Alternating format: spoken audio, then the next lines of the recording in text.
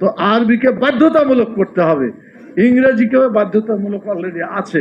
তাদেরকে যদি আমরা প্রশিক্ষণ দিয়ে বিদেশে পাঠাতে পারি তাহলে আমাদের অবস্থা আরো ভালো হবে ইনশাআল্লাহ। আর এ ব্যাপারে নৈতিক মানটা খেয়াল করতে হবে, কারণ প্রশিক্ষণ পাইলে সবই পাইলো, কিন্তু দক্ষতার সাথে যদি চুরি করে, দক্ষতার সাথে যদি ডাকাতি করে, এটা তো ভালো কাজ হবে না।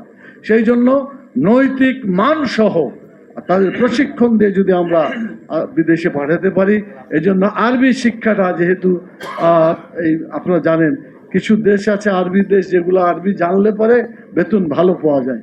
তো আরবিকে বাধ্যতামূলক করতে হবে। ইংরেজিকেও বাধ্যতামূলক অলরেডি আছে। আমাদের দেশে লেখাপড়া করলে কিছু ইংরেজি শেখা যায়, কিন্তু আরবি শেখার কোনো কায়দা নাই।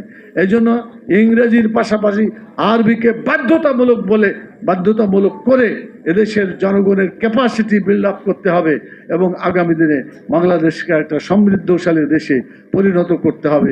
আল্লাহ তাআলা জনগণের কল্যাণ কামনায় বাংলাদেশ শ্রমিক কল্যাণ ফেডারেশন